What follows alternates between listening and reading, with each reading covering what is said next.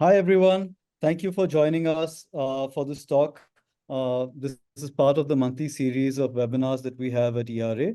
And, as the focus of the point of these series of talks, or the focus of these talks is always to hear about what are the different kinds of projects that are going on across India, and what is the kind of work that is going on in the restoration field. So are there new technologies that people are exploring? Are there new methods that people have come across? And really get a sense of, how we come together as a community. So that is mainly the focus of this series and these webinars. And what we end up doing then, usually, at the end of this webinar, we'll also be recording it and sharing it with everyone. So that's another, so in case you missed any of the previous ones, you can always find it on YouTube. So before we start, just few housekeeping rules. Please keep yourselves on mute till towards the end of the presentation, where you could unmute yourself to ask questions. During the presentations, you could also always put in your questions in the chat box, and we'll be taking it up towards the end. Right. So about this particular talk, I think I'd like to introduce Dr. Sandeep Tambe with us, who's come with us. So Dr. Sandeep Tambe first came to Sikkim as a divisional forest officer about 25 years ago. And he made significant contributions to the state with Dhara Vikas, a government program aimed at creating water security in drought-prone districts through spring shed development. Today, he is the additional principal chief conservator of forests, as well as the chief wildlife warden in Sikkim, and is in the process of launching restoration projects in the degraded patches of the state's mega diverse oak forests. Sandeep understands Sikkim, its people, and the working of its government better than most. And as the APCCF is well positioned to help the state's oak forest restoration efforts. So today he'll be sharing with us about his experience. Today he'll be sharing with us about his experience and some of the questions around oak forest restoration and some areas where where he would also seek help or guidance as well. So those are some of the aspects that Sandeep thought he'd want to share with us. So over to you, Dr. Sandeep Tambe. Thank you so much for joining, and we'll love to hear more about your work. Yeah, thank you so much, Arjun. Thank you, Mandeep. So good afternoon to all the participants. So in today's talk, I plan to actually share the journey that the department has made in terms of trying to restore oak forests in the Eastern Himalaya. Normally, the oak forests in the Western Himalayas are normally in the news, where you would have read about the pine forest replacing oak forest and how the fire hazard is increasing there. And Eastern Himalaya is not as much in the news, though it's a biodiversity hotspot. So I'll take you through some of the steps that we took, what were the challenges, and what are the future that we see for this oak forest, what are the changes that we need in science, what are the changes in policy and changes in practice that are needed to actually safeguard the oak forest. So I'll start by sharing a presentation with all of you. And then I also have my colleague, Krishna Dahal, who is actually the range officer who implemented this particular pilot. So he will also share some of his insights after my presentation.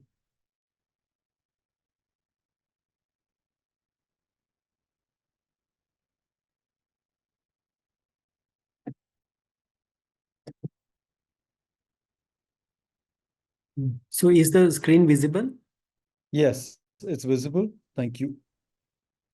So in Sikkim, when we say oak forest, what we actually imply is the Fabaceae family, which is the oak family. And there are quite a few species in Sikkim. And then as we know that restoration is become like the buzzword in conservation nowadays. And India also has made a commitment for the Bond Challenge that we will restore 26 million hectares by 2030. This is also the UN decade for restoration. So there is a lot of a global, you can say, interest in how we need to now graduate from the traditional plantation, afforestation, to actually restoring ecosystems so that we can maximize the ecosystem services we get from an ecosystem. So the challenge now is forest departments have a huge workforce.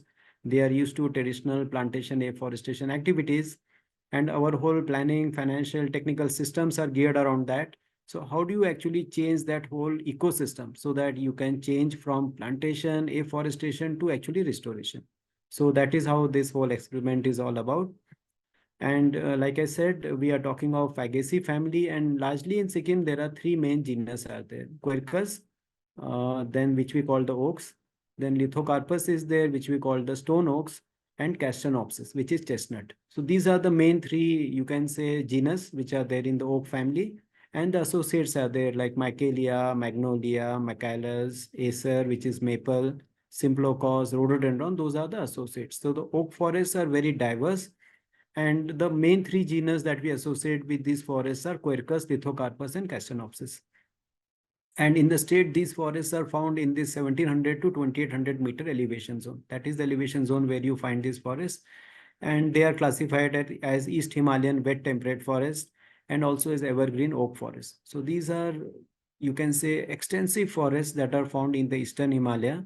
They cover this belt of 1700 to 20. So all the forests above the villages. Villages are typically till 1600 meters.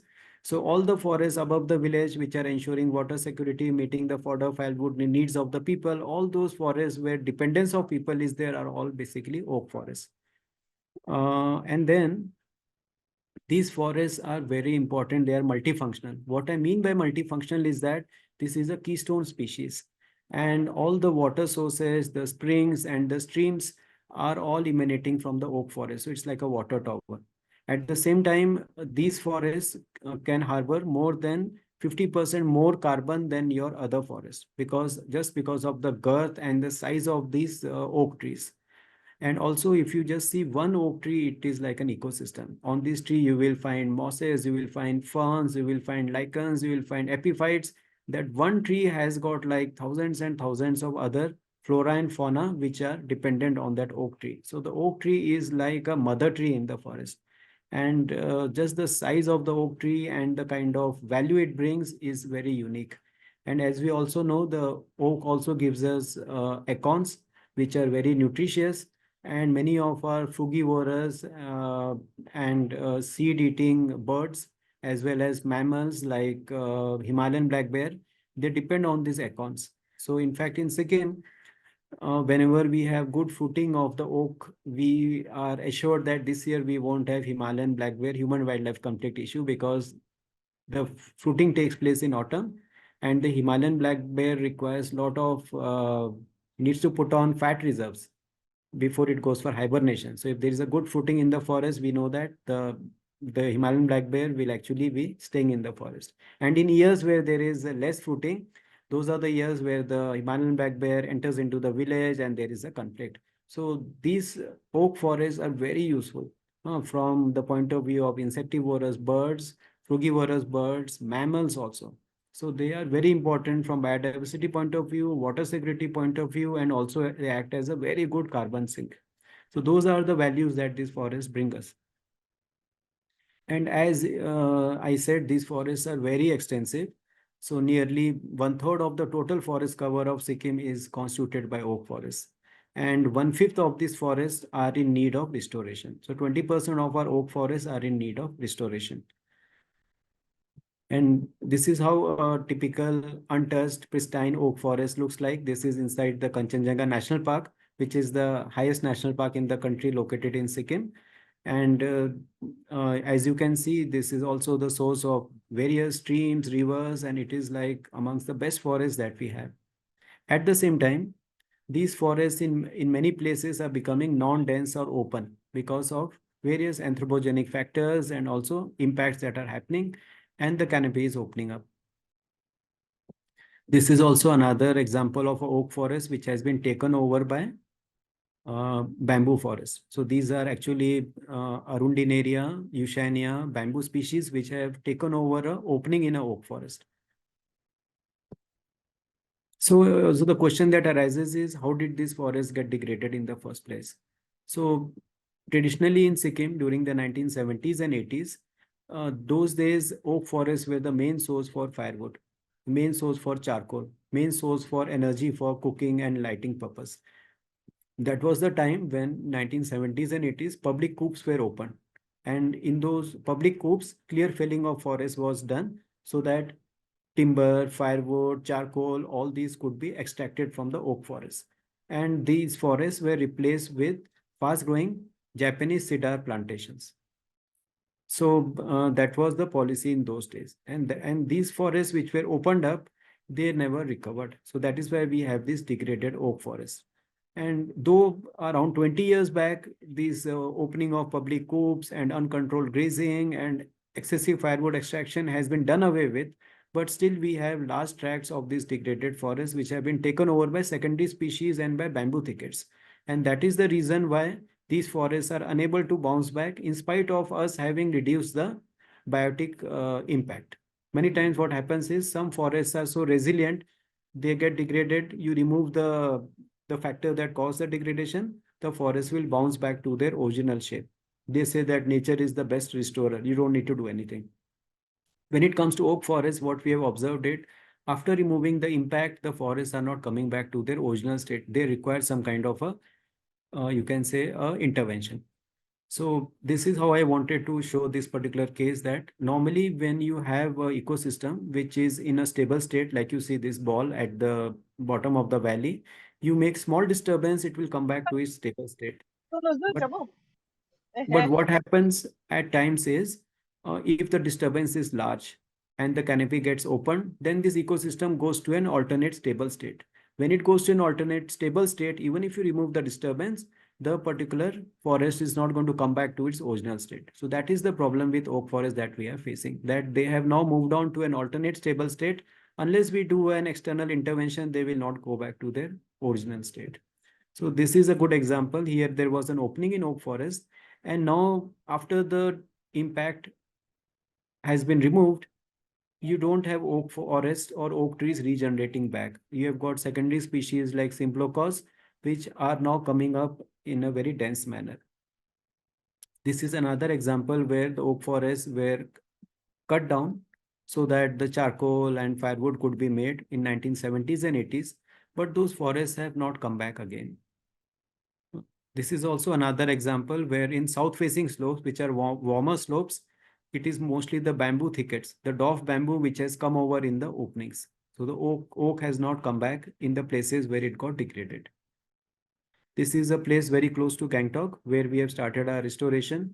So all the road, you can see this light green color. These are nothing but bamboo thickets. So bamboo thickets have come up in places where there used to be oak forest. And these dark green trees that you see are nothing but Japanese cedar. These were planted during the 1970s and 80s.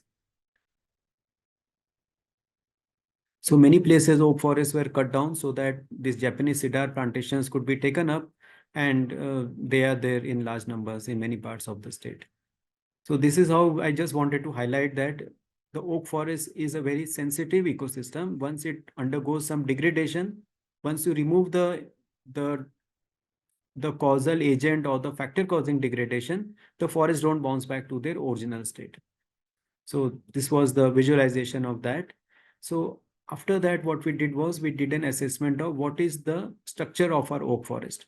What are the number of trees that are there in different age classes, in different dia classes.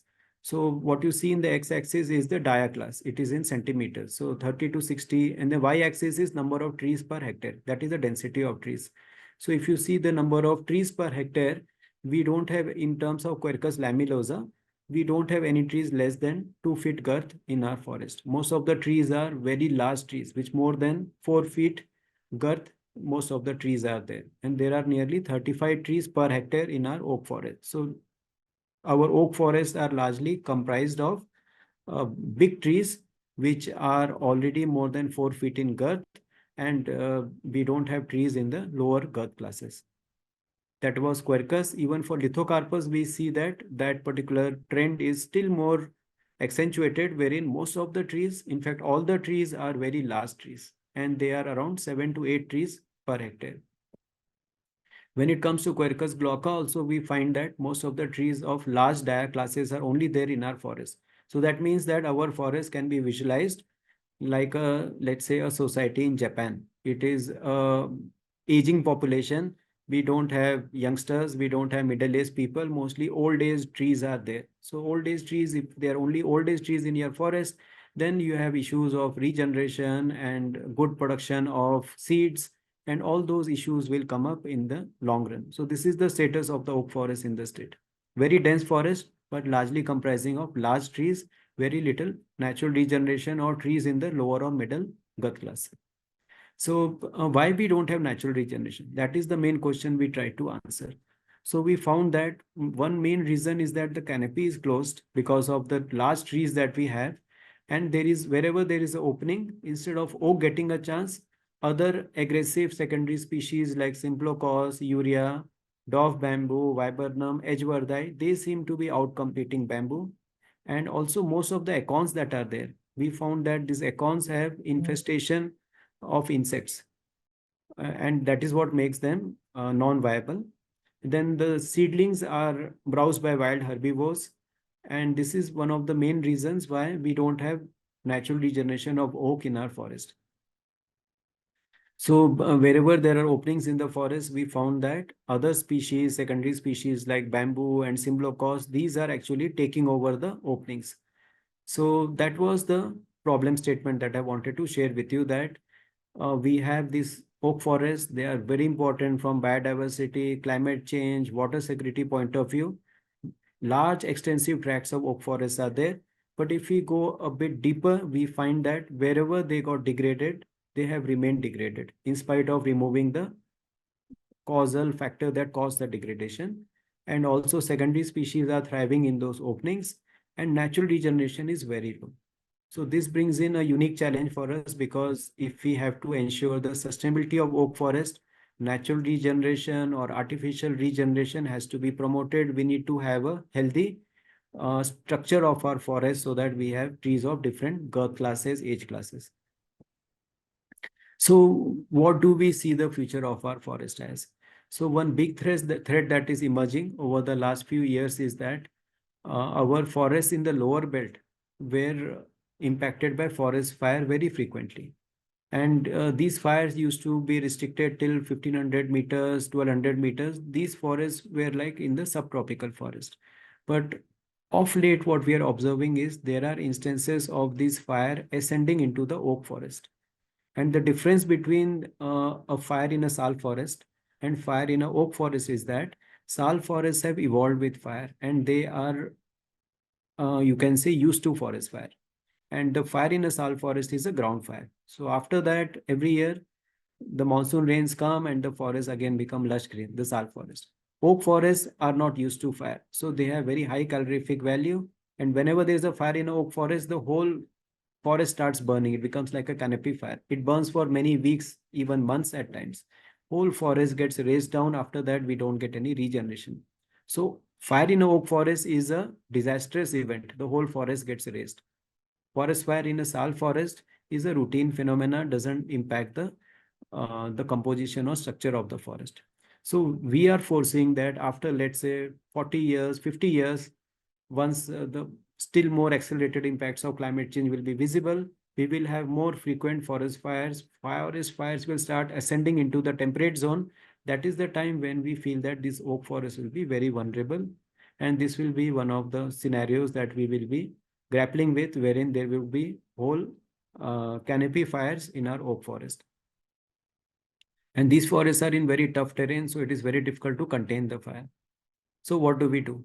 So then these are some of the challenges that are there in the future, that even the forests, oak forests that were degraded in the past, they have not been able to recover. Our existing forests also, their structure is predominantly towards the older trees. And then this new threat is emerging, wherein we are forecasting that forest fire will start ascending into the temperate zone. And then once these ecosystems get affected by fire, since they are not used to fire, they will get completely razed down. So hence, it is very important that we develop our capabilities, our skills to take up restoration of oak and conifer forests, so that in future we have that whole system in place to restore these forests if they get impacted by forest fire. So that is where we have started some pilots. And I guess this problem is not just about Sikkim. the oak forests all across the Himalayas will face this threat of ascending forest fires. And the nature of this oak forest is such that they are not used to fire. So these are some of the past experiences wherein some of our conifer forests got affected by fire. This fire happened in 1975-80. And this is a photograph of some time back. So over the last 45 years, you can't see any regeneration. You don't find this ecosystem coming back. So this is the main difficulty with oak forest and conifer forest. Right now, the forest fires are not ascending, but after another 20, 30, 40 years, I'm sure the forest fires will start ascending, and these forests are not used to fire. So the whole forest will burn. And fire in a oak and conifer forest is very different from a fire in a sal forest. That is what I wanted to specially highlight. So then that means that at the local level, we can't impact the way climate change is progressing, but what we can surely impact is how prepared we are and how much we can actually adapt and get our skill sets, our systems in place to actually ensure that, if possible, preventing this forest fire from ascending to this forest. And in case our forests get impacted, how do we restore them? So many of these forests which got damaged by fire 40 years back, you see this bamboo thicket has taken over. So you don't see any natural regeneration. Bamboo thickets have taken over that particular ecosystem. So it becomes like a green desert. It is a forest, but it just has a very few species compared to that biodiverse, multifunctional oak forests that were there before. So we have had some studies done by GIZ in Sikkim on how to restore oak forest. We are also working with ATRI in order to develop a oak manual, which is funded by TNC India. And we are also consulting various experts, and we are getting our technical teams in place. So the first step that we are trying is, can we create oak nurseries? That is the first step. If we can create oak nurseries, then in our regular plantation programs, we can try to include more and more of oak species in our plantations in this particular belt. Second thing that we are trying to do is, we are also taking up pilot plantation projects like restoration projects, wherein the seedlings from these oak nurseries are actually going to be planted out. So we have completed 2 pilots so far, and we are trying to document the learning so that this becomes like a knowledge for future. Because even the nursery techniques of many of these oak species was not documented so far. So I said, like, many of these oaks, they give acorns. This is what acorn looks like. And these acorns get affected by what are known as weevils. So weevils are nothing but they are moths. So during the flowering stage itself, the moth gives the eggs in the flower, and the insect is inside the fruit actually. It emerges from inside and goes out by drilling a hole through the acorn, and it flies away. So these are some of the difficulties we face when we try to collect seeds for actually setting up our nurseries, because most of the seeds are affected by these weevils, and because of that you don't get seeds that will actually germinate. So first step is to find out acorns so we do that water test. You put all these acorns in a bucket. The ones that float are the ones which have been affected by this weevil, and then only the ones that sink are used in the germination bed. Then these are some of the nurseries that we could create. So we have some very dynamic field officers who have actually been able to create oak nurseries from scratch, and have also been able to document the process. So in some of our nurseries, we have started creating some small, you can say, corners where oak seedlings are being germinated. And also the plantation that is happening in restoration model, there are 2 kinds of, you can say, model. One is where we don't have too much infestation of secondary species, where we can go for direct planting. So these seedlings, which are around 6 inches to 8 inches high, are directly planted into the forest floor. That is one model. And because they get browsed a lot, you have to put a bamboo, you can say, tree guard around that particular plant, something like this. And the second model is where there is a thick infestation of bamboo. So you have to first remove that secondary species, then you have to go for planting. So this is how dense it is, and we try to do it manually. It was next to impossible. So our range officer, Shri Krishna Dahal, he actually engaged a mechanized ways of removing the bamboo before we could actually enter the area for even planting. So this is what I wanted to show you.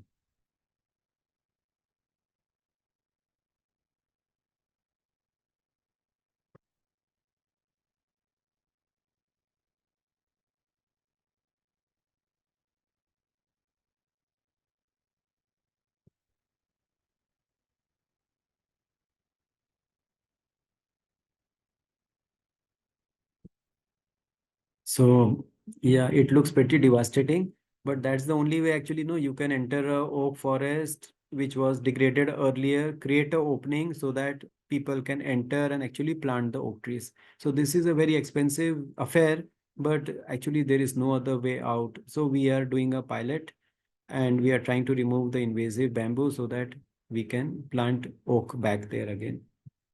And then wherever we have done these plantations, there is this bamboo basket. So this place was infested by bamboo. Bamboo has been removed in strips, and in those strips we have done this particular plantation of oaks, and the survival is very good. So I'll stop here and I'll request my colleagues who have joined to actually share some of their experiences in restoring this oak forest. So Krishna, we can start with you, huh?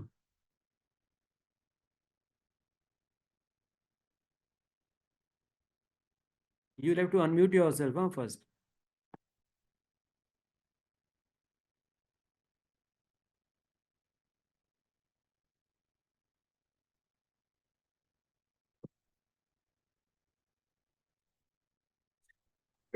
Krishna, you are Hello, there? sir. Yeah, please, Yes, please. sir. Please share your Sir, experience. Yeah. Introduce म yourself. हिन्दीबाटै भनिहाल्छु हिन्दीबाट sir. हुन्छ त। Good afternoon sir, अनि Good afternoon. Also sir मेरा experience जो ये okay restoration में जो experience है सर, मैं थोड़ा शेयर करना चाहता हूँ आप सब लोगों के लिए सर। कि हम लोग ने पहले एक हमारा साहब एपीसी साहब श्री हमारा विजेंद्र स्वरूप साहब और हमारा सर तांबे साहब दोनों मिलकर एक जगह उन लोगों ने चूज किया है सर। उसके बाद हम लोग सब जाकर उस जगह में रेकी कर कर क्या हो सकता है यहाँ पर, कैसे हम लोग प्लान करें, कैसे करेंगे कर कर साहब लोग ने एक हम लोगों को ऑर्डर दिया है सर। और हम लोग ने क्या किया कि उसके बाद हम लोग ने जाकर रेकी किया, उसको पूरा का पूरा रेकी किया, एक मैप बनाया। मैप बना के बाद हम लोगों ने एक सबको सब लोगों को ऐसा-ऐसा है सर, यहाँ जगह ऐसा है, यहाँ ऐसा इतना लोकेशन में है, ये 7th माइल में है, कर हम लोगों ने उसका बैम्बू थिक है, कितना बैम्बू थिक था, वो सबको एक पहला हम लोग ने उसको सब लोगों के साथ लेकर चला गया। फिर उसके बाद हम लोगों ने वहाँ कैसे करना है कर पहले तो हम लोगों ने बहुत तकलीफ हुआ सर, क्योंकि कैसे करें और कोई नॉलेज भी नहीं था। तो हमारा तांबे साहब और विजेंद्र स्वरूप साहब और सब मिलकर हम सब मिलकर उन लोगों ने कहा कि भाई ऐसा-ऐसा करना है, ऐसा करना है कर सब बताया, टेक्निक बताया, थोड़ा टेक्निक। तो उसके हिसाब से हम लोग ने सर पहले-पहले शुरू-शुरू में तो हमको बहुत परेशान हो गया कि उसका कैसे हम लोग उसको ये नीचे का रूट निकाले। वो सबसे कठिन था हम लोगों के लिए।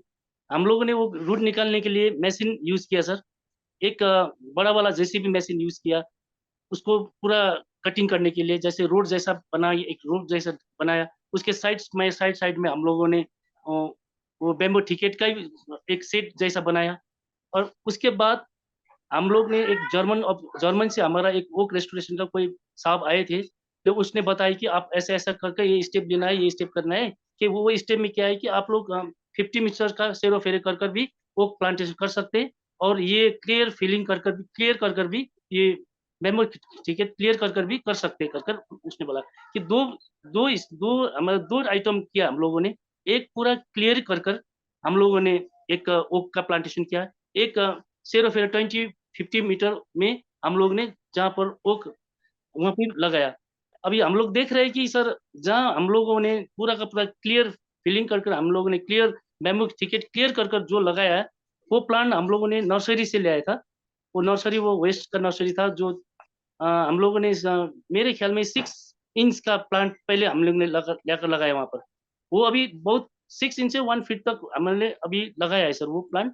वो बहुत अच्छी तरह से अभी तक सर्वाइव है। उसका 90% सर्वाइवल अभी तक भी है सर। वो प्लांटेशन आपने अभी 6 मंथ हो गया वो प्लांटेशन किया है सर। अभी मैं आज भी वहीं था सर। तो मैंने वहाँ आज भी जाकर वेरीफाई किया कि वो पूरा अच्छे तरह से आया। अभी तो थोड़ा पानी भी आ गया, बारिश भी आ गया तो थोड़ा अच्छा हो गया हम लोगों के लिए। तो मेरे ख्याल में सर हमने ये 2 चरण में किया है, एक मैकेनिकली भी किया सर, एक मैनुअली किया है। क्योंकि 2 हम लोग को एक ही साथ करने से अमाउंट भी ज़्यादा आ रहा था सर। तो मैकेनिज्म करने से भी अमाउंट ज़्यादा आ रहा था, या मैन्युअली करने से अमाउंट ज़्यादा आ रहा था। इसलिए हम लोगों ने डिवाइड कर 60 और 40 कर हम लोगों ने काम किया। तो मैकेनिज्म पूरा करने से हमारा डिस्ट्रॉय ज़्यादा होता था, तो हम लोगों ने मैनुअल भी कर लिया। तो मैनुअल्स और मैकेनिज्म 2 कर 100% में हमने काम किया है सर। उसमें हम लोगों ने मैनुअली हमने आदमी लगाकर उसको क्लियर फिल किया, उसको कटिंग शटिंग सब किया, और पिटिंग और मल्चिंग सब मिलाकर स्पेस बाय स्पेस हम लोगों ने हम लोगों ने पीट का साइज कितना होना चाहिए, वो स्टैंडर्ड साइज कितना है, वो हम लोगों ने हमारा एसओआर से देखकर और सब लोगों के कंसल्ट कर हमने वो बनाया था सर। उसके बाद हम लोगों ने प्लांटेशन किया है सर। डिफिकल्ट तो ज्यादा हम लोगों को क्या हुआ है कि उसको बैम्बू का रूट आउट वो शूट को निकालने के लिए बहुत हम लोगों को बहुत परेशान हो गया सर, क्योंकि एक निकाला फिर एक दिन में हम लोग 10 आदमी को लगाकर भी 5-6 मीटर भी कर नहीं सकते थे। तो हम लोग को उसका हमारा चैलेंजेस बहुत था उसमें सर। फिर भी सब लोगों के तरफ से हम लोगों ने वो एक पायलट प्रोजेक्ट कर हम लोग को दिया है सर। अभी उस प्रोजेक्ट को देखने के बाद तो हमको लगता है कि हमारा ये सही काम हो रहा है, सही कर रहा हूँ हम लोग। और उसमें वाटर रिटेंशन होता है, हार्ड वो हमारा ये ओक है तो हार्ड है, वो हार्ड स्पीशीज है, ये डिमांड ज्यादा होता है, इसलिए हम लोग वो लगाना चाहते हैं कि ऊपर में जो बैम्बू थिकेट है वो पूरा का पूरा हटाना चाहते हैं हम लोग सर। हम हमारा फील्ड एक्सपीरियंस ऐसा ही है सर, क्योंकि उसमें हमारा फील्ड एक्सपीरियंस में एक ये भी आया कि एकन सर बोल रहे थे, वो एकन जो पूरा का पूरा हम लोग ने उठा लिया जंगल से उसका फ्रूट्स, फिर आकर उसको चौरा इंसेक्ट ने थोड़ा उसको बिगाड़ दिया था। वो पानी में डालकर उसको सेंटिग्रेड कर और उसमें हम लोग ने और अभी एक नर्सरी भी बनाया है सर। उसमें थोड़ा एकन डालकर हम लोग ने निकालने की कोशिश कर रहे हैं। जैसे पहले हमारा डीएफओ साहब ने सैंड फ्राई करते बोलता है ना सर, वही हम लोग भी वही तरीका से अभी उसको सैंड को भी थोड़ा रोस्ट कर उसमें डालने की कोशिश कर रहे हैं सर हम लोग अभी। और अच्छा ही हो रहा है सर। मेरा फील्ड एक्सपीरियंस तो बहुत अच्छा है कि मैंने ये काम लिया हाथ में। मैं अभी सक्सेस तो थोड़ा थोड़ा देख रहा हूँ सर कि फ्यूचर में सही ये अगर हमारा प्लांटेशन सक्सेस हो गया तो सिक्किम से नहीं बाहर भी इसका नाम चलेगा सर, ऐसा लग रहा है सर। तो मेरा एक्सपीरियंस यही है sir. Thank you sir so much sir. Krishna, thank you so much. So Krishna sir is कई our range of, yeah. Any Thank कोई you so much. सर कई छ We thank you will sir. do active. Yeah, Krishna, the बसनु से पची questions हो sir. So now we अच्छा will sir. request Shri TV Subba, who's our DFO wildlife for Namchi district. He retired recently, but he took up the pilot for setting up a oak nursery and doing some pilot plantation.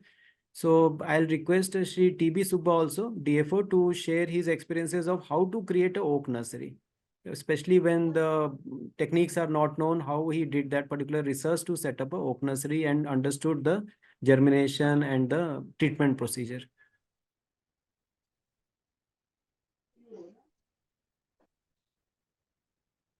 Maybe you will have to unmute first. Hello. No, TB, we can hear you. Please. Especially the Okay. nursery. Am I audible? Yeah. Okay. Good afternoon to all.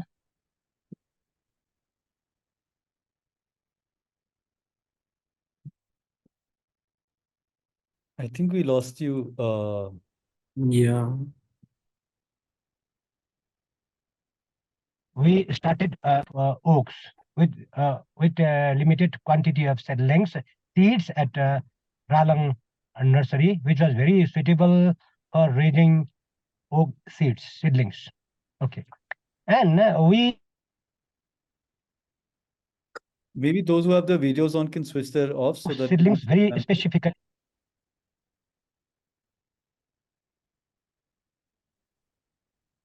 Hello. Yes, we can hear you. We can hear you. Okay. So this nursery techniques that we adopted at Ralang Jorali Nursery have already been shared in many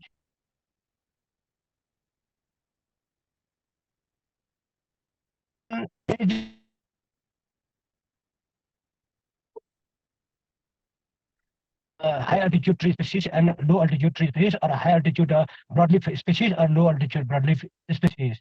Because our additional PCCF has already mentioned that this oak seeds are very vulnerable to fungus attack and moth attack, and the seeds have to be taken care very carefully so that at the time of raising seed nurseries, seeds should not be attacked at any cost by fungus or by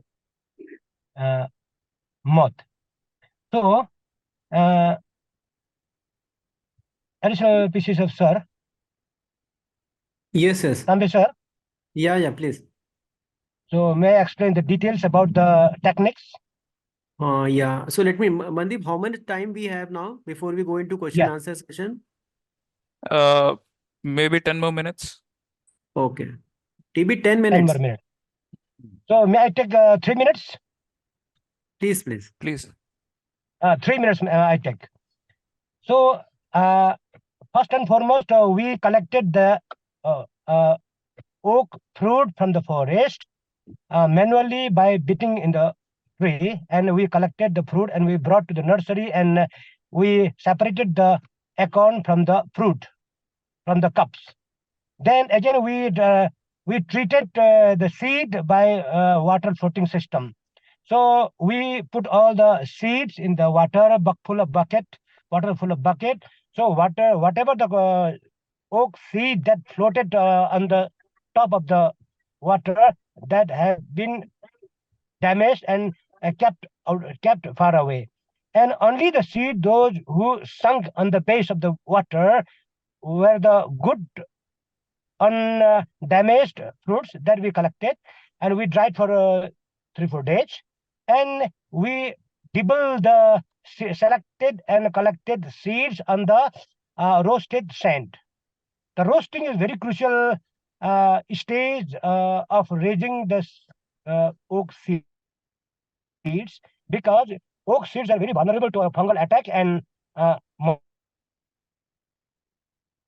so all the seeds we dibbled in the roasted sand so that the sands are free from the fungus, free from the other insects, like that. So at the time of germination, only the oaks are germinating, not other weeds on the nursery. So in this way, oak seeds were germinated. We collected the seed in the first week of December. We dibbled in the second week of December.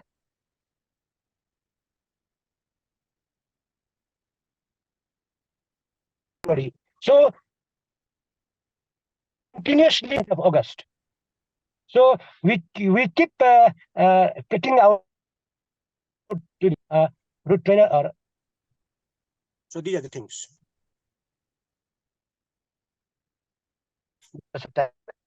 Be restricted myself within the time frame. Thank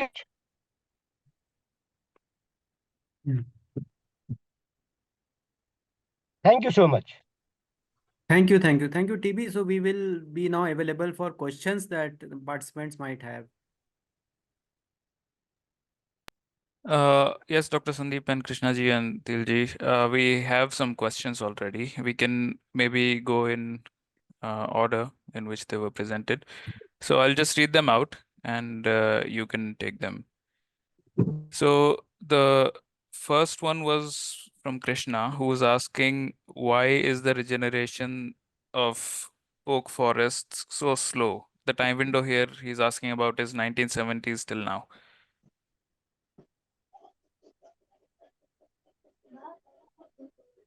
Yes, sir. Hello. Hello. Hello, sir. Hello. So, no, this was a question by Krishna Kaushik. Oh, sorry, he is also Krishna. Oh, Krishna जी आपसे नहीं, वो एक और कृष्णा है call पे, वो पूछ रहे थे एक क्वेश्चन, तो मैं बस उनका क्वेश्चन पढ़ रहा था. The question is that why is it that the regeneration is absent or not there actually? It's been so slow. Yes. Yeah. So there could be many reasons. We are not very sure. So what we see is the effect. We are not sure about the cause, that wherever there are openings in the oak forest, secondary species are establishing very fast. Whether it is dwarf bamboo in the warmer aspect, or it is species such as Symblochos and Viburnum in the cooler aspect. And that is one reason. Second reason, like Shri TB Subba Defo Sahab was saying, that many of these acorns are getting affected by the weevils, and we don't have many viable acorn, and at the same time the seedlings are being browsed by herbivores. So there are a lot of challenges for the oak to actually regenerate naturally in the forest. And that is why wherever we are planting oaks, we are actually protecting every plant by making a bamboo guard around it. So I'll request my colleagues also, Krishna and Til Bahadur, you want to add something? Why we don't have natural regeneration in our oak forest?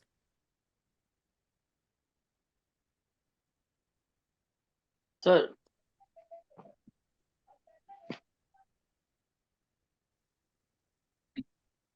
Pardon, sir?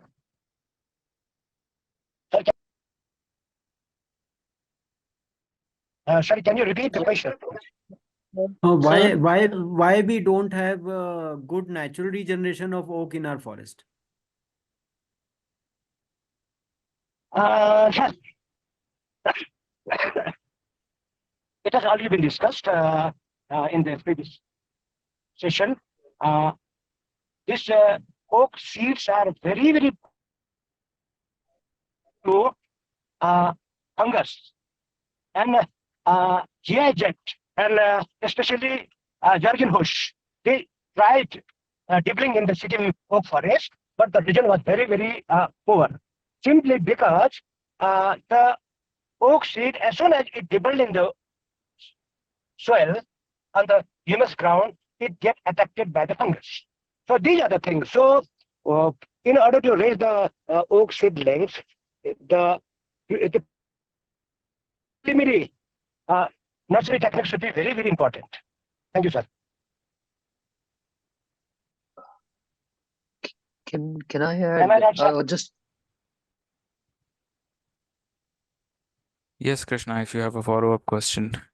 nothing. I just want to elaborate what I wrote first. The thing is, Tambe sir mentioned that in closed canopy we don't have light, so that's why we might have a low germination. But now we get to know that it is getting affected by fungus and the worm and then herbivore. But I was thinking this is in closed canopy. In open canopy, we have more light, more opportunity to sort of like. And the second thing is, we have this old, not degraded oak forest. What's the dynamics? What's the mechanism? Like maybe we can draw some inspiration from this untouched old growth forest, how they are regenerating. Because you show one picture on the first slide that that very fantastic evergreen looking forest. So I don't know. And the second was like this is for Krishna also. हम लोगों का traditional ecological knowledge होता है, तो वो भी help कर सकता है जो लोग उसके आसपास रहते हैं. मैं सिक्किम कभी गया नहीं हूँ, बट जो बाकी लोगों का होता है वहाँ का एक इकोलॉजिकल नॉलेज होता है, उनको पता होता है कौन सा पेड़ कैसे उगता है, कहाँ उगता है, कैसे उसको उगाया जा सकता है. तो बस यही चीजें थी जो ऐड करनी थी. So so I'll answer the first part before I ask my colleagues. So the graph that I showed, where we showed that mostly in those pristine oak forests, we mostly have trees in the higher girth class. That sample plot is from a pristine oak forest. So in our pristine forest, like I said, we mostly have trees in the higher girth class, and in the middle and lower girth class, natural regeneration is largely absent. And like my friends are saying, there are many issues associated with regeneration in terms of fungus attack, in terms of the seeds being eaten up by insectivores, by birds and mammals, and also the issue of the moths putting their eggs in the flower at that stage itself.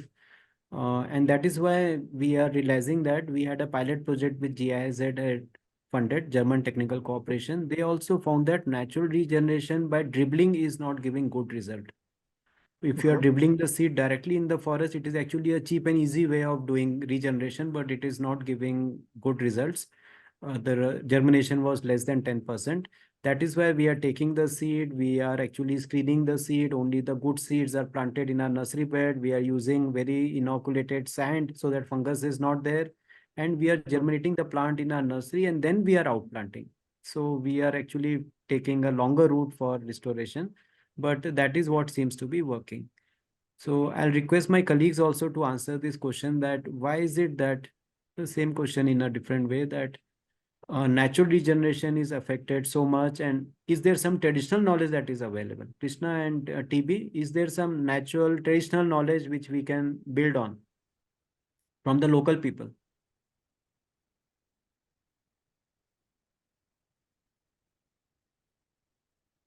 Krishna, you are unmute. Yeah, Sir. please. Sir, please. Yeah, please, TB Banus. The question very repeated. Question कैसे बने हम, can we take some lessons from the local communities who are residing adjacent to oak forest? Can we learn from them? Would they be knowing about how to restore oak forest?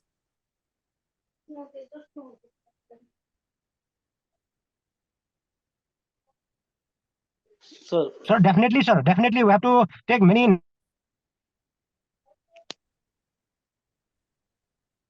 Okay, TB, so we'll request Krishna to also add on to it. Krishna, please. Sir, one thing, sir. Yo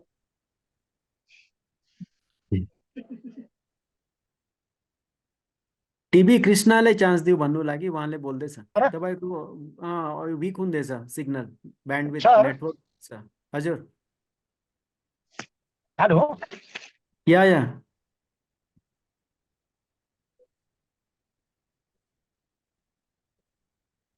Hello. TV भन्नुस् Hey, sorry, Krishna, for interruption. Sir, ex-Gothalas are the concerned persons to get information.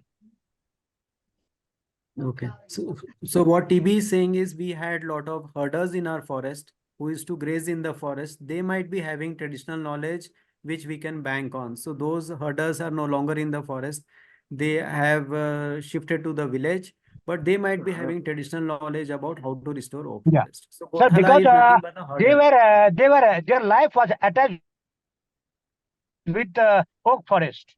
Most of their life. That is true. Yes, Krishna, go ahead. यो रिजेनेरेसन किन हामीले लोकलबाट चाहिँ हामीले कसरी बुझ्न सक्छ भने क्या हम लोकल से क्या कर सकते हैं कि सर हम लोग उन लोगों ने बोला है कि लोकल ने बोला है कि रीजेनरेशन के लिए हम लोग पहले तो हम लोग जाकर उसका जो मदर बेड होता है ना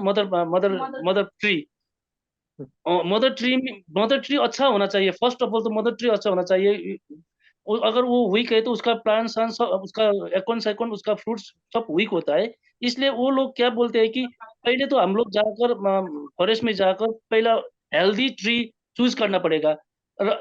हेल्दी ट्री चूज करने के बाद ही उसका जो फ्रूट होता है वो लोकल वाले बोल रहे हैं कि वो फ्रूट लेकर अच्छा तरीका से करने से हम लोग को अच्छा ही रहेगा। लेकिन अभी तो क्या है कि सब जो लोग जो जंगल में बैठे हैं वो लोग सब इधर जैसे टीबी साहब ने बोला कि सब विलेज में अब टाउन में शिफ्ट हो गया। लोकल में अभी जंगल में कोई गोठाला वगैरह नहीं है सर। इसलिए हम लोग को अभी लोकल से नहीं, हम लोग खुद अभी हम लोग को अपना ही टेक्निक करके ही करना पड़ेगा सर, जैसा लग रहा है। क्योंकि यही लगता है मेरे को sir.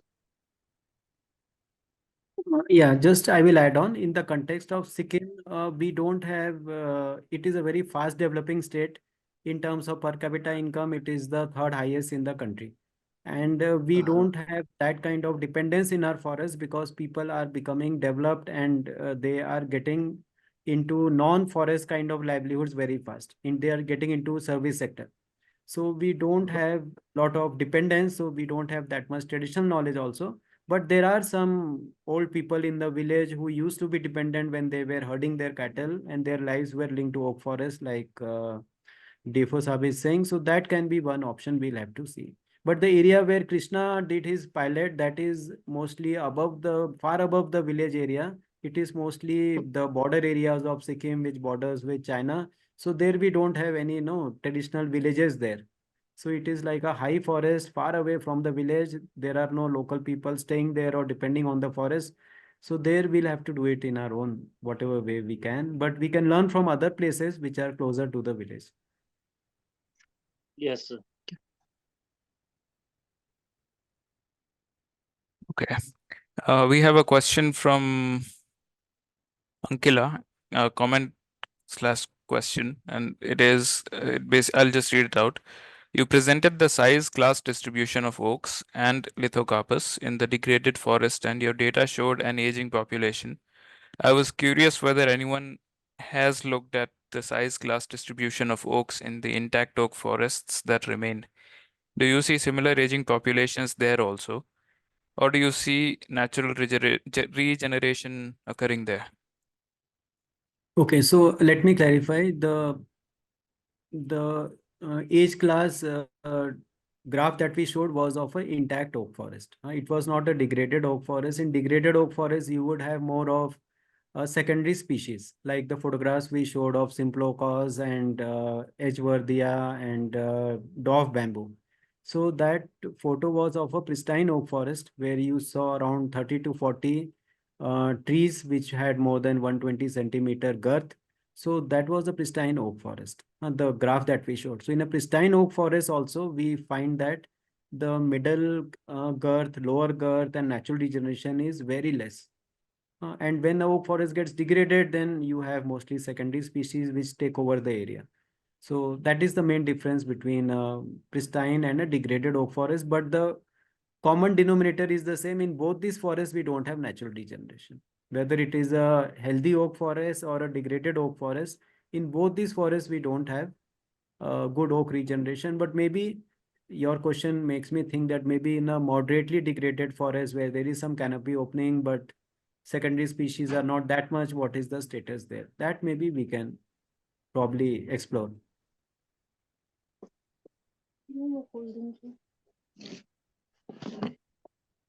Okay.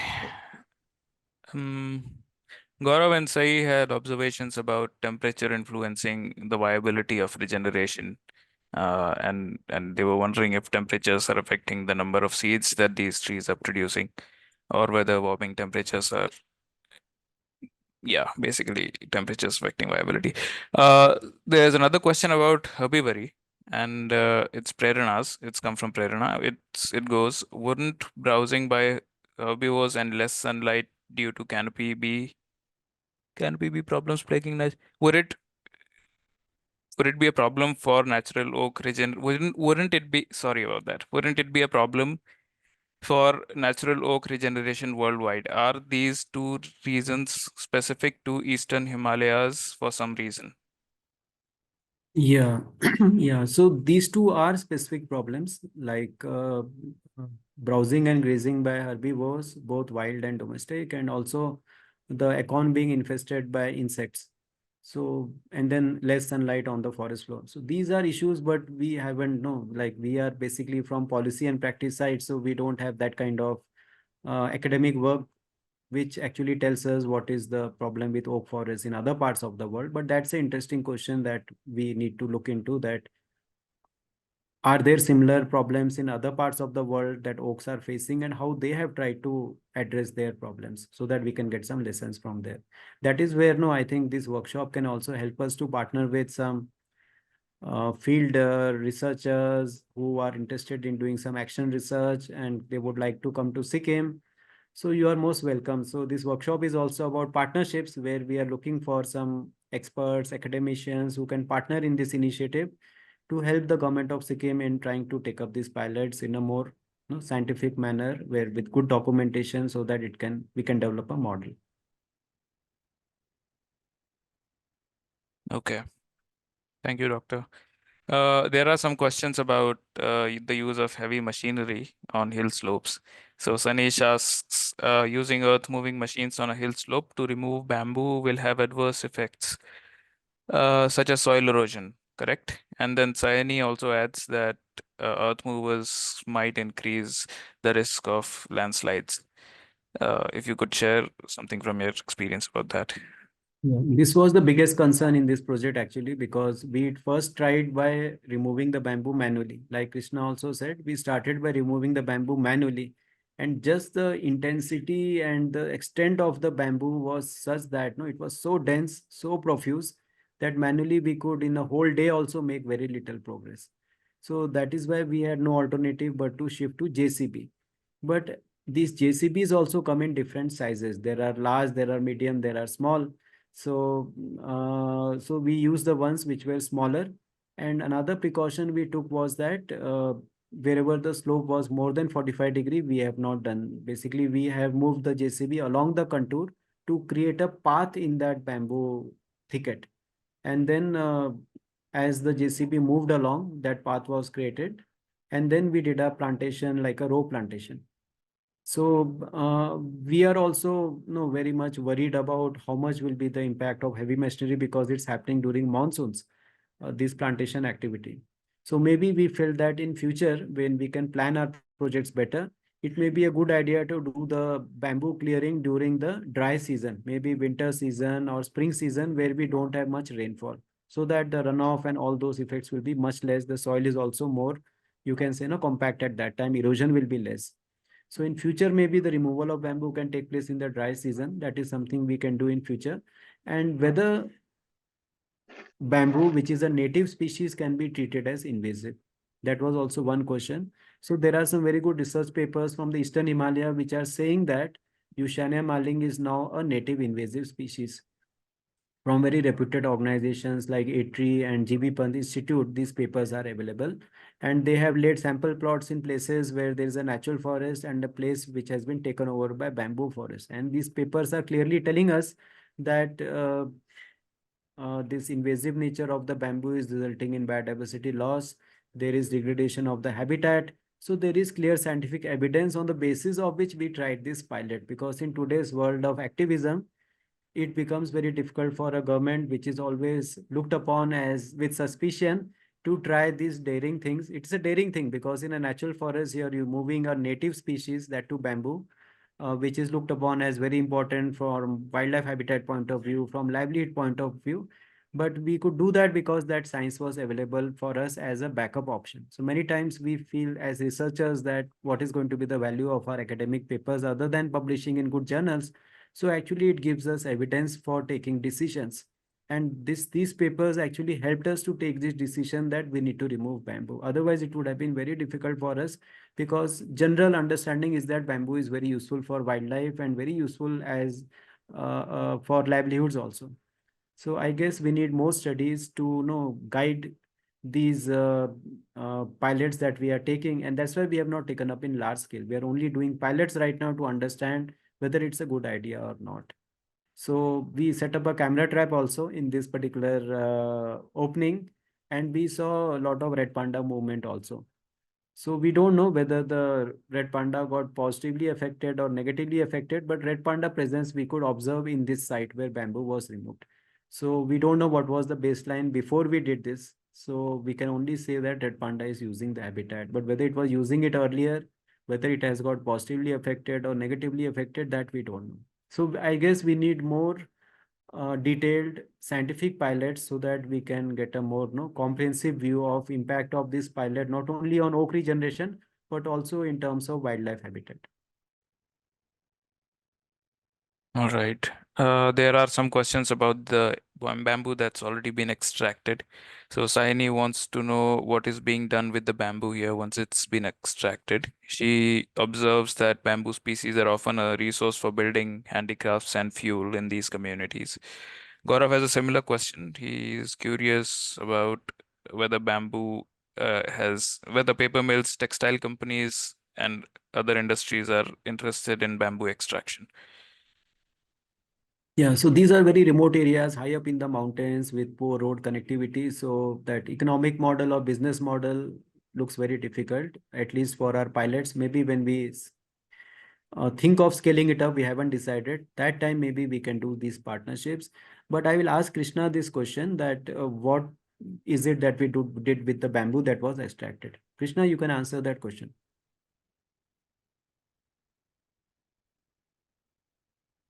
Krishna, unmute yourself.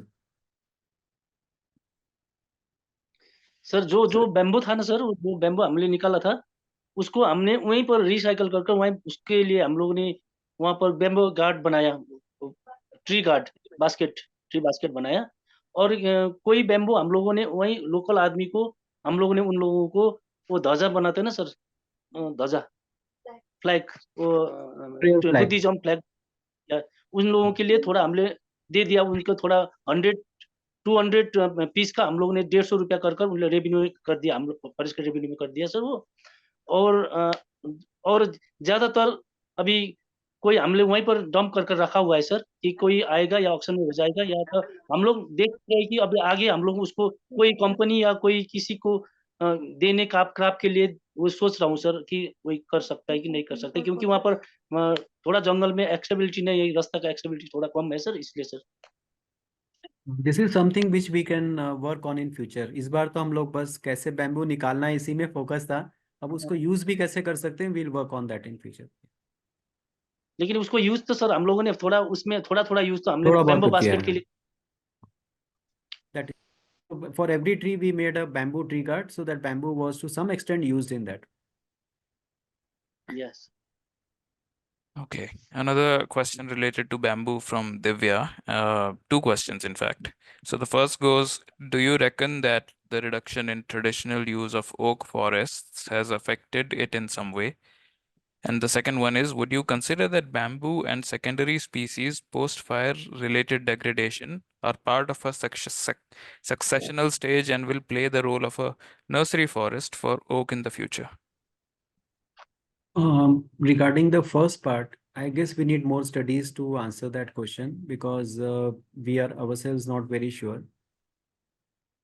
Regarding the very few studies in Eastern Himalaya on oaks. Regarding the second question, no, I guess fire in the oak forest is a disaster. So if there is a fire in oak forest, the whole forest is going to get burned down. So you won't have small openings, the whole forest will go. So it will be like a canopy fire, whole forest will get burned down. So we have to try to see how we can protect our oak forests in the next decades from forest fire. Because if a forest fire comes, then the oak has got very high calorific value, the whole forest will get burned down. All right. Sai Ramakrishna from the US has something to share. He says, in the US Midwest, we face similar problems in regenerating white oak. It needs light, but if there is too much of an opening, it one second, I can't see it. Yeah, it needs light, but if there's too much of opening, it is possible that oak seedlings are outcompeted. So there could be an optimum light levels for white oak. In the US, herbicides are routinely used to remove invasives, both alien as well as local native ones. Would you have something to say about the light levels influencing the regeneration of oak forests?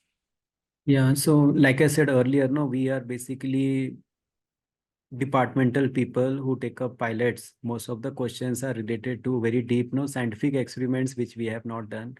This is where, no, we request the academicians and experts to actually, no, take up some studies in Sikkim. We are ready to partner with you, where we can see the, like you said, the effect of a gradient of disturbance on natural regeneration, and how reducing traditional use of oak forests impacts the health of the forest.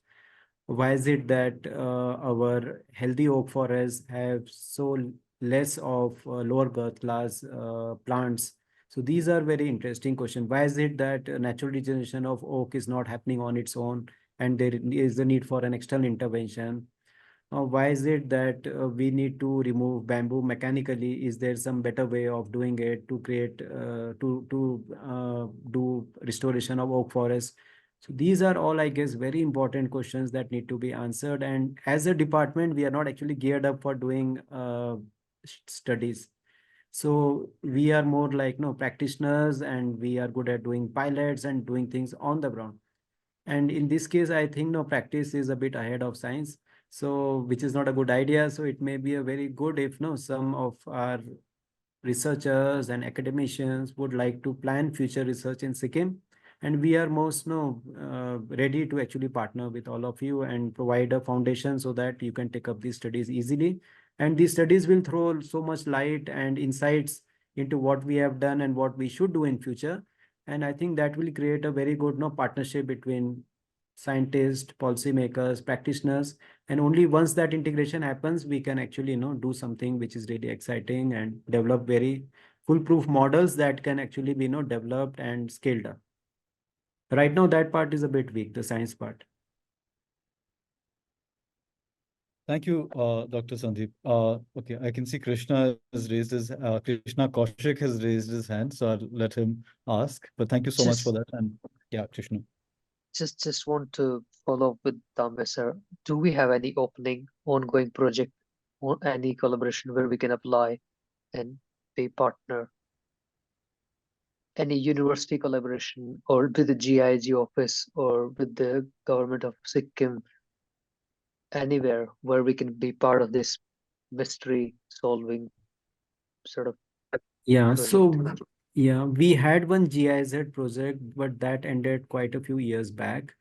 And right now, yeah, we don't have a long-term project, but there is one project that Swiss Development Corporation under CCA initiative, Climate Change Adaptation Initiative, is it's going on. I am not sure whether forestry is part of that project. That is one project where there is a scope of, maybe we need to explore whether there is a scope of not. It is funded by SDC. And in future, I'm sure many other externally funded projects will come related to climate change, etc. So there is some potential. Other than that, I guess there could be some global funding grants for research projects, where if you all are keen, we would also be willing to partner and show some cost sharing and give some support letters. So that is a possibility. I mean, writing a grant is a possibility. Yes, very much. Okay. Sure. Thank you. So, thank you so much. Thanks, Krishna. And thank you so much, Dr. Sandeep. I wanted to check, I mean, we're already well over time. It's around 5:10. So I want to make sure I'm not keeping you back from other engagements. To check on that. And then second, if you are available, then maybe if there's a last question that somebody has, and then maybe we can close the call. Yeah, we are available from our side. Okay. We have a few questions that haven't been posed yet, so I can take those unless somebody has an urgent question. I think Krutat has asked this question. He was asking about how can we protect and conserve oak forests as well as birds and other wildlife in a sustainable way, where those birds and wildlife does not get disturbed and not shift their activity patterns. Again, I think this again goes to the practice side and what Dr. Sandeep was asking, that we need to have scientists to come in and help develop these models that can work, whereas their team is focusing primarily on the practice and policy side of it, right? So unless Dr. Sandeep, do you want to add anything more to that, or should we go to another question? Yeah. So yeah, I would just like to add that the graph that I showed, where we had the oaks mostly in the higher girth class, that is the status in most of our protected areas. So what I just wanted to highlight was, even where the oak forest looks healthy from outside, when you go inside and do a in-depth analysis, you find that there are less trees in the middle and lower age classes and very little natural regeneration. So that may be because oaks are a climax species, and because the canopy is closed, there is no sunshine reaching the forest floor. There is no need for natural regeneration for that particular plant because it's already occupying the climax position. But we need to see how disturbance affects natural regeneration. Like, we got that input that if there is moderate disturbance, there might be good regeneration. If there is excessive disturbance, then secondary species take over. So what is that level of moderate disturbance, and whether there are those kind of openings in our forest which we can go and study and see that, okay, if this is the level of opening, then we will have regeneration. Otherwise, we will have secondary species. That can be very interesting. But having said that, we haven't seen regeneration of this oak species. Chestnut we have seen, Castonopsis we have seen in large numbers. But for these two genus, Lithocarpus and Quercus, we haven't seen actually in our forest. Especially Quercus species, and that is where we have very little regeneration. And that is very interesting. So I think thank you, Sandeep. There's another question that is there from Gaurav, and he's asking, is it possible to set up oak nurseries near those bamboo groves where whose life cycle post flowering is estimated to be imminent, and maybe it might make bamboo extraction easier. So if we tie it in with the life cycles, how is that a possibility? Yeah, so this bamboo, no, that Krishna showed, that was Eusenia maling. So Hmm. it doesn't seem to follow the normal, no, that monocarpic nature of bamboo where they actually flower and die. So in Malingo forest, we don't have any historical records of gregarious flowering and the bamboos after flowering dying. So that bamboo is like evergreen and it is like immortal, looks like. And last 40-50 years, there are no records of that bamboo flowering. Other bamboos have flowered and died, new bamboo plants have come up. This particular plant that we are talking of, Malingo, we call it locally Eusenia maling. There is no record or no in uh, people's knowledge also it is not available, but most of our nurseries we are setting up near the forest itself. It's very close. Our nurseries are in the oak forest, and many places we set up what are called as field nurseries. So field nurseries are set up right in the place as close as possible to the plantation site so that it matches with the locality. So the nurseries that Krishna has set up, those are all field nurseries. Even the nursery that TB Subba was showing you was a field nursery to some extent. So this is how we are working on it. And like I said, oak has got many species in Sikkim. Quercus lamilosa is there, Quercus lineata is there, Quercus thompsoniana is there. We have not been able to actually, regenerate all those species. So especially Lithocarpus pachyphila, we have our regeneration in our nursery was zero. So that plant we are not able to regenerate in spite of following the same protocol. So just a small experiment of the various oak and castonopsis and Lithocarpus species. There are total 11 of them in Sikkim. Just to actually standardize the nursery techniques itself will be a very good small project for us, because then we would know that for each species, what is the kind of nursery techniques that is required. And it is possible that maybe others in other parts of the Himalaya, maybe in Bhutan, Nepal, or other parts might already have done it. We don't know. So maybe just some compilation of secondary information and talking to some of these forest departments in the neighboring countries and even Darjeeling, and trying to then do a pilot so that we can make a nursery manual of these species could itself be very useful, not only for the present, more so for the future. Thank you, Dr. Sandeep. So I think there's one, as ERA, we are also trying to compile a lot of the germination techniques for different species across India. And I think it'll be, even for the ones that you have managed to germinate, it'll be nice if we could have add them in as well into this repository. Sure, This sure. way it could become available in other parts. And I think even, yeah, so I think that would be a good practice. And your suggestion about trying to get from other neighboring countries would also be, I think, useful for us to look at. Just wanted to highlight this comment that had come in from Amit Shinge. He was saying that, while you spoke during the talk about forest fires, I think one was, what he was saying is that forest fires was one of the focus areas under India's presidency of G20 last year, and IIFM Bhopal was identified as the nodal national institution for the same. Perhaps IIFM can be tapped for some technical and research support. That could be one way to look at it. And a question here also is, uh, are you already anticipating or taking up practices to save the existing oak forests from forest fires? Are you creating fire lines, or are these things already underway, or how are you dealing with this?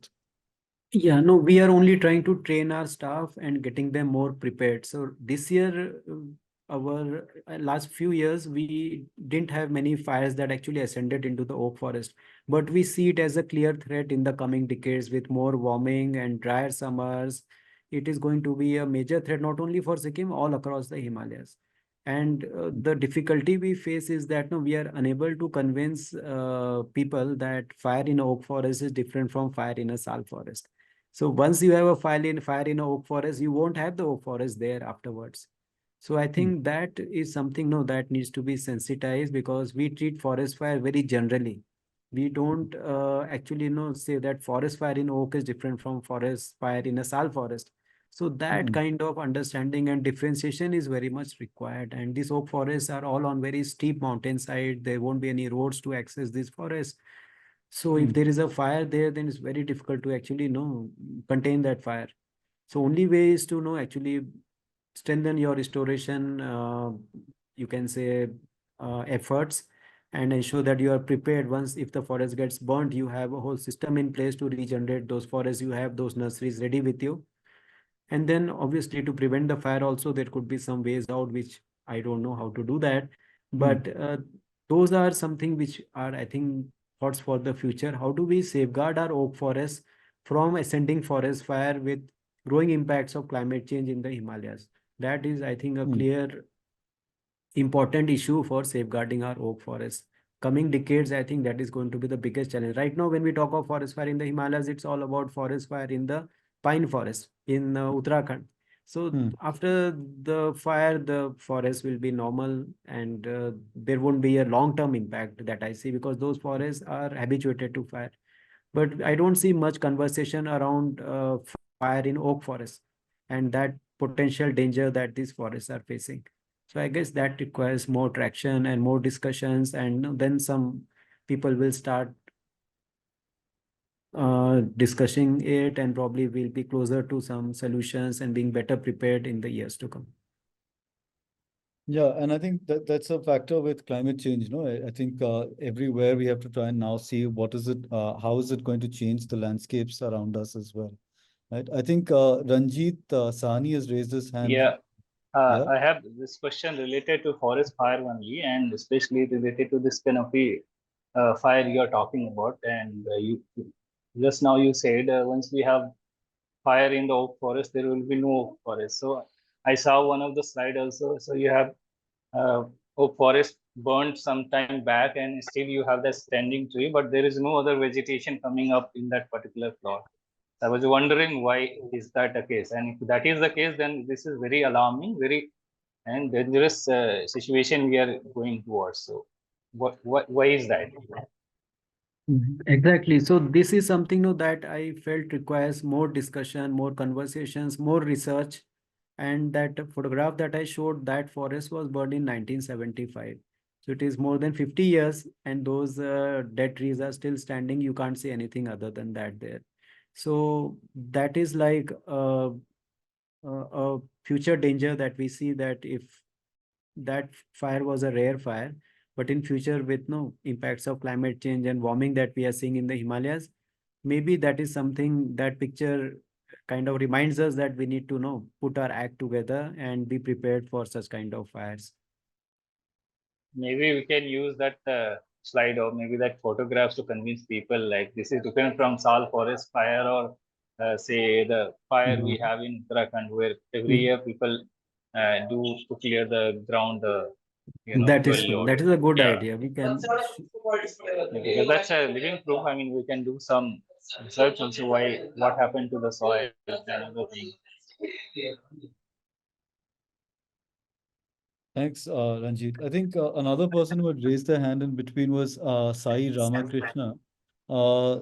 Sai, do you want to unmute and share your opinions, or would you add a few points that you want to discuss? Yeah, thank you, Arjun. Yeah, fascinating talk, Dr. Tembe. Thanks. I mean, I do some restoration work in the American Midwest as a volunteer, and here the forest preserves have given volunteers fairly, trained us and given us a stewardship of the forests. And we do have oak species such as as I had mentioned, bur oak, white oak, Quercus alba, and then red oak and swamp white oak, etc. And we do find that they all need different light levels. We also have problems. The place was dominated by oaks when the Native Americans were there, and subsequently the white oak has not been reproducing, and it's not clear why. We have similar problems with size classes. We have only the large ones. Even with the bur oaks, we see only the large ones. The others have disappeared, and they're not reproducing. Here, of course, the squirrels do most of the work. They go and plant the acorns, and it kind of comes up. And we now know that when we have sufficient light, Bur oak does reproduce. We do start getting saplings naturally.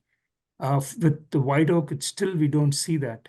We see seedlings, but we have to wait a little more. We have opened up. And we also find for white oak, when we open up too much, there are other competing vegetation and it gets smothered by it. So has to be something optimal, and which we haven't quite understood too. There are also some mycorrhizal fungi associations for maple trees, which are different from oak. And sometimes when you have changes in the soil, you find mycorrhizal associations are, severed, and those are not there. For many of the shrub species also, there are very specific associations, and when we try to plant them, or the seeds, they don't grow unless you have those particular fungi in the soil. So sometimes we have to put the soil also in order for them to grow, because we have destroyed the ecosystem. So these are some of the challenges we face. And I was also curious about the way you were removing the bamboo, because when we have invasives, like sometimes, we have buckthorn and so on, and this at the lower, if it's not too thick, we use brush cutters with, carbide tipped, brush cutters, and they do a fairly good job. And so you don't have to disturb the soil, you can cut the bamboo using brush cutters, and then you can, when they regenerate, you can herbicide them. They'll be at a lower level, and there are grass-specific herbicides that you can use. You can test on a smaller scale to find the impact of it. Usually they are translocated, they go to the roots, and they are in the soil for a short time, and after that they're rendered harmless, at least. And we have no problems in finding flora coming up after we spray herbicide. It all seems to be working out fine. So that's one option. You can try to find out what herbicide works well for what species there, and whether it's in the soil. You have to do the experiments in the lab for a while before you start doing it, more of a large scale. That way you don't have to disturb the soil. So yeah, those are some of the thoughts I had. But wonderful talk. Thank you.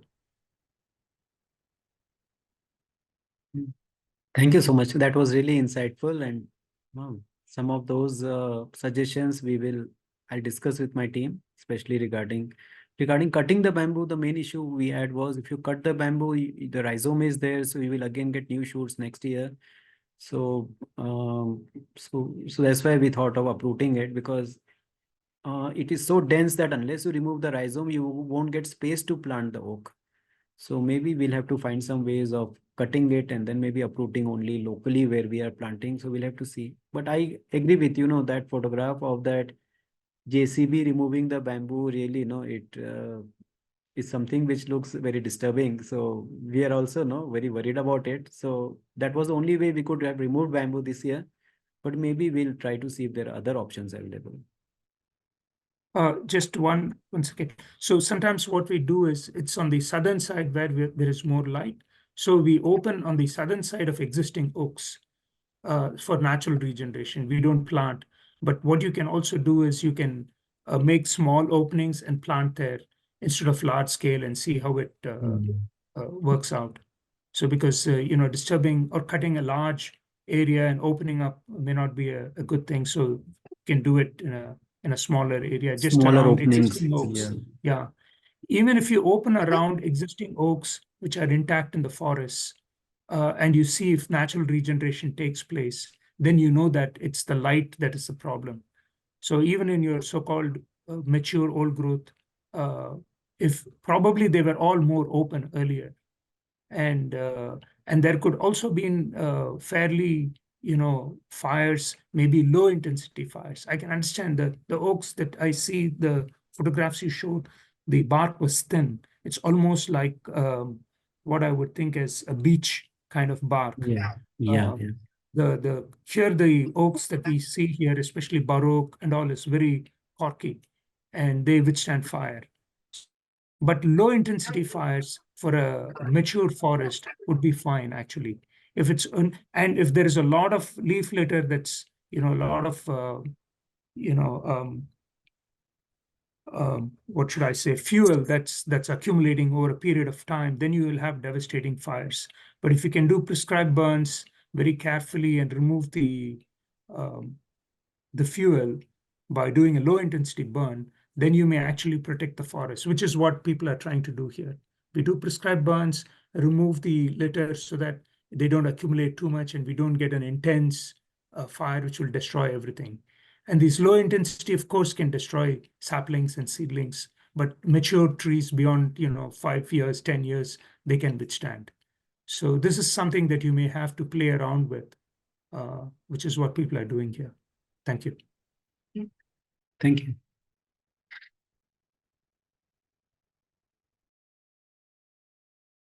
Thank you so much, Sai, for that interesting discussion, and thank you, Sandeep, for that. I think there's a question there's a comment at the end.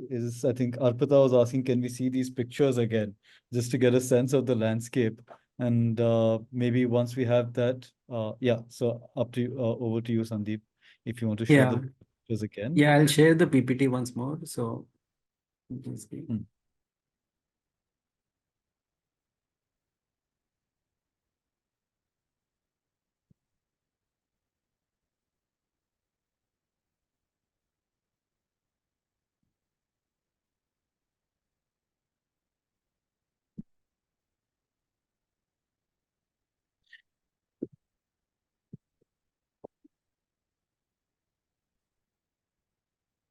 So this is the PPT of that fire burnt silver fir forest. So it is Abyss densa, and the fire was in 1975. So normally a healthy silver fir forest in Eastern Himalaya, there would be silver fir would be there. Then there would be a middle canopy of maybe maple or birch. And then there would be rhododendron, falconeri, and few more species. And there would be herbs and grasses below. So here the middle story is also gone. And then these trees are still standing after 50 years. That is, though they are dead, they are still standing after 50 years. That is also surprising. But this is what is a future threat which we need to guard against, especially for oak and silver fir forests in the Himalayas. And like we got the suggestion of we need to show the photograph of a sal forest and this forest and show how the fire is different in a sal forest and in a temperate forest. And I think, and that'll be really nice for another time. We could maybe see what a follow-up is like and, continue this conversation as we go along and see how we could all work together. So yeah. Given that it's already 5:30, I think I should give back time to everyone who's been around on this call for so long. Is it okay if we close this call now? Sandeep, is that fine with you as well? Yeah, I guess so. Okay. So thank you everyone for joining in, and it was really nice to hear Dr. Sandeep share about the work that they're doing in Sikkim on restoring oak forests. And Dr. Sandeep, thank you so much for joining and patiently waiting with us till 5:30 and answering all these questions. I think we were all very, enamored by the entire presentation and really looking forward to seeing how we can all come together and work on this. Yeah, so thank you so much. Yeah. Thank you so much. So the presentation is available with the organizers. So maybe you can share it with others who need it, maybe for their proposal writing or maybe to understand it, and maybe they would like to see it again. And then my email or address also I wanted to share so that in case somebody wants to get in touch with us, I'll just see if I can type it here. No, but this is going as a direct message. Sandeep, you can share it with me. I'll send it across with the recording as well. That's not an issue. Okay. So same address where we communicated. Okay. So I'll anyway be sharing the recording of this along with the presentation. So that way it won't be an issue. Yeah. Okay. And thank you so much then. Yeah. Thank you so much. Thank you, everyone. Yeah. Thank you. Thank you. Ciao, ciao.